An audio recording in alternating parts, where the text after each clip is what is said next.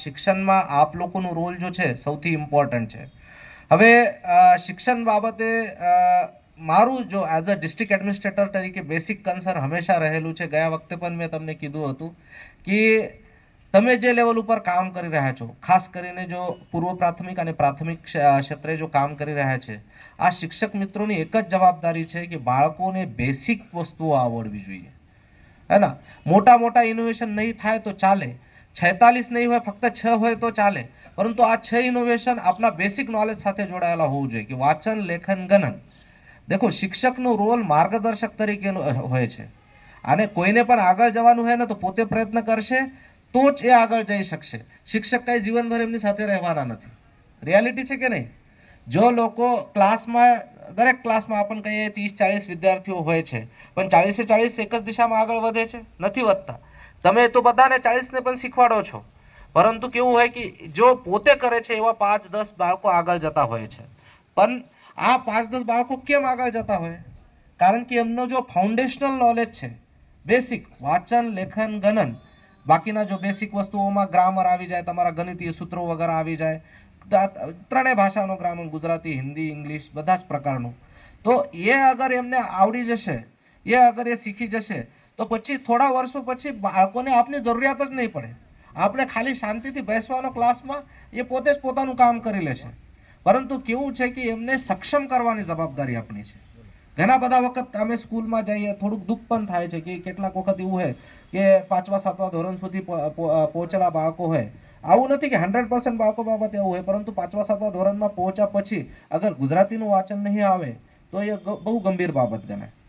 અને એના માટે હું વારંવાર તમે લોકોને પણ સૂચના કરતા રહું છું.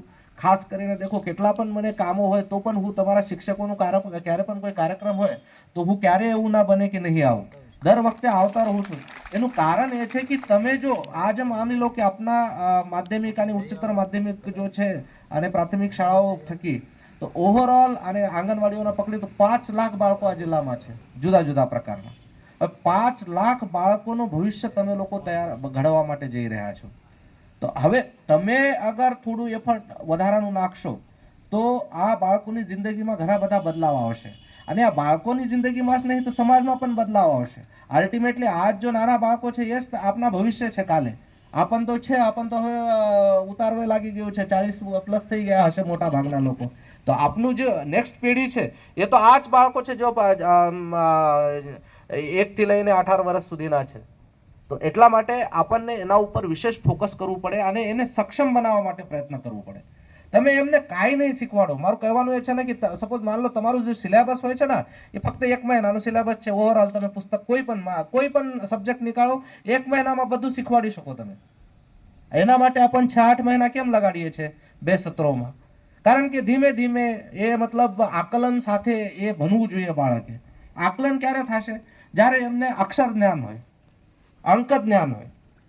અક્ષર જ્ઞાન જ નહીં હોય, તમે ધડાધડ વાંચન કરીને એમને શીખવાડી દીધો, વાર્તા તો એ બતાવી દેશે તમને, પરંતુ એમને પોતે વાંચતા નહીં આવડશે તો ફિર મતલબ એ સેલ્ફ સફિશિયન્ટ કે સક્ષમ નહીં થઈ શકશે. તો સવારે જ્યારે પણ તમે શાળામાં આવો પ્રાર્થનાના સમય, મેં ડીડીઓને પણ કહી દીધો છે, પ્રાથમિક શિક્ષણાધિકારીશ્રીને પણ કહી દીધો છે, અડધા કલાક બધા જ બાળકોને સાથે બેસાડો. તમારા શાળામાં કોઈ શાળામાં 50-100 બાળકો હશે, કોઈ શાળામાં 300-400-500 સુધીના પણ બાળકો છે આપણી શાળાઓમાં. એમને અડધા કલાક બેસાડીને પહેલા જો સવારે આપણે નાસ્તા આપતા હોઈએ છીએ ને, નાસ્તા ખવડાવો ને એના પછી એક જ કામ કરવાનું કે રોજ ઘડિયા વાંચન લઈ લો, રોજ કકાવારી લઈ લો. પછી એ થઈ ગયા પછી 4-5 ઇંગ્લિશના નાના નાના શબ્દો આપી દો અને આ 5 યાદ કરાવી લો એમના પાસેથી.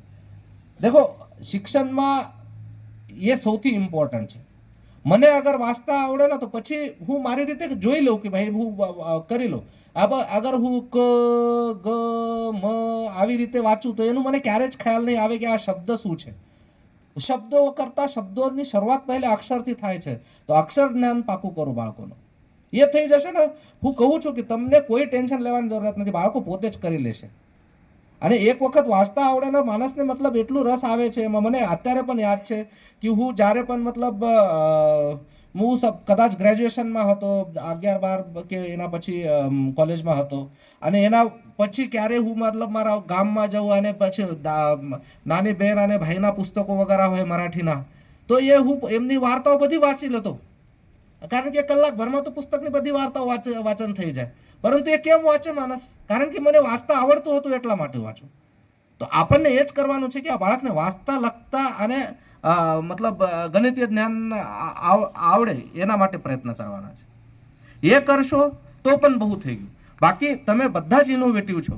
અહીંયા 46 આવ્યા છે, મતલબ 46 જ લોકો એના ઇનોવેટિવ હોય એવું નથી. હું વારંવાર કહું છું, શિક્ષક બહુ ઇનોવેટિવ પ્રાણી હોય છે. એ કાંઈ ને કાંઈ નવતર સતત ચાલુ રાખે છે, પરંતુ એમને પ્રોત્સાહનની પણ જરૂરિયાત હોય. કારણ મેં ઘણી વખત જોયું છે, આ એક જ શાળા છે, 5, 7, 8, 10 શિક્ષકો હોય, પણ એ 8 લોકોને રાજકારણ એટલું ખતરનાક હોય છે કે ઘણું પ્રોબ્લેમ ઊભો થતું હોય છે. આચાર્યને આ શિક્ષક સાથ નથી આપતો, નહીં તો આચાર્ય કોઈ પર ભેદભાવ રાખે, બંને સાઈડથી હોય છે, હે ને? તો એ નાની નાની વસ્તુઓથી ઉપર ઉઠવું જોઈએ. જીવન બહુ મોટું છે ને બહુ નાનું પણ છે, બંને સાઈડમાં છે. મોટું એટલે 50, 60 વર્ષ, 70 વર્ષ, 80 વર્ષ જીવશો તો મોટું ગણાય, પરંતુ જીવનનો કઈ ભરોસો નથી. અત્યારે અહીંયા વાત કરીએ, કેટલાક વખત આપણને જોઈએ ભાષણ કરતી વખતે હાસતા વખતે લોકો પડી જાય અને મરી જાય છે ને? તો એટલા માટે બહુ વધારે એકબીજા પ્રત્યે મતલબ હેવા દાવા નહીં રાખવાના.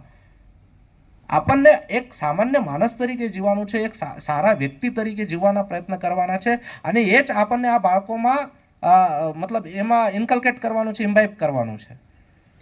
કારણ તમારું એ નહીં કે આ પુસ્તક છે અને પુસ્તકનું સિલેબસ ખતમ કરી દેવું, એ તમારી જવાબદારી નથી. એક નાગરિક, સારા નાગરિક ઘડવવાની જવાબદારી છે.